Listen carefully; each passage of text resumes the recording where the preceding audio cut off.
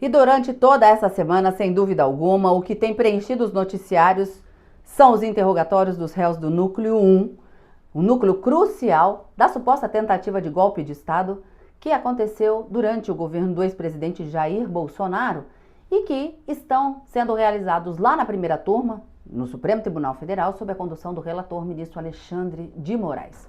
E sobre esses interrogatórios, eu quero trazer 3 pontos importantes que a gente deve esclarecer de antemão para que você não tenha dúvidas do que está acontecendo e nem sair daqui falando qualquer tipo de besteira. Olha só, primeiro ponto. Por que é que Mauro Cid, o tenente-coronel, ex-ajudante de ordens de Jair Bolsonaro, foi o primeiro a ser interrogado se o ministro Alexandre de Moraes determinou que esses interrogatórios deveriam seguir a ordem alfabética do nome de todos esses réus para a sua realização? Resposta fácil. O tenente-coronel Mauro Cid foi o colaborador premiado, foi ele que trouxe o maior número de informações para se buscar provar o envolvimento de todos esses réus nesse núcleo 1 e nessa ação penal. Então, ele traz como meios de obtenção de prova ou de prova efetivamente, que é a colaboração premiada, informações cruciais que podem comprometer os outros réus. Então, ele deve falar em primeiro lugar e em seguida os demais réus acabam trazendo as suas informações. E foi o que nós vimos ontem. Depois do tenente-coronel Mauro Cid, Alexandre Ramagem, ex-diretor da ABIN, foi o primeiro a falar. Nessa terça-feira pela manhã, nós tivemos também outros interrogatórios e a expectativa é de que agora à tarde Jair Bolsonaro apresente a sua versão de todos esses fatos. Muito bom.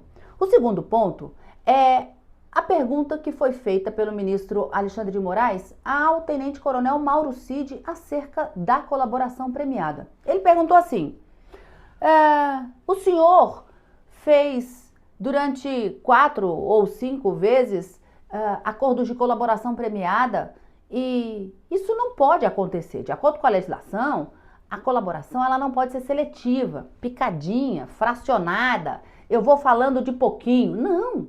Uma vez que o réu ou o investigado resolve fazer um acordo de colaboração premiada, que é um instituto presente numa lei de 2013, que é a Lei da Organização Criminosa, veja, ele não é um instituto novo, inédito no ordenamento jurídico, mas ele ganha um peso muito maior a partir dessa Lei da Organização Criminosa e sendo muito aplicada, inclusive, durante a Operação Lava Jato. E a legislação, ela diz, quando se faz esse acordo com o juízo, no caso da pessoa física, chama acordo de colaboração premiada. E se for feito um acordo com uma empresa, chama acordo de leniência. A ideia é obter provas, meio de obtenção de provas ou de se provar efetivamente que aqueles fatos narrados aconteceram ou de que maneira aquelas pessoas se envolviam, se pode vir a ser considerada efetivamente uma organização criminosa. E foi isso que Mauro Cid fez, buscando o perdão judicial, caso houvesse uma condenação contra ele ao final, ou buscando uma redução da pena, ele faz a colaboração e traz as informações e diz assim, não, ministro, eu fui intimado pela Polícia Federal algumas vezes, sim, mas era apenas para confirmar algum fato ou para reconhecer algum lugar, apenas a título de complementação daquilo que já havia sido feito lá atrás, quando fez o acordo de colaboração. Mas não foram várias colaborações. Não, elas não foram fracionadas e feitas de forma seletiva. Muito bem, o ministro Alexandre se deu por satisfeito. Seguem os interrogatórios.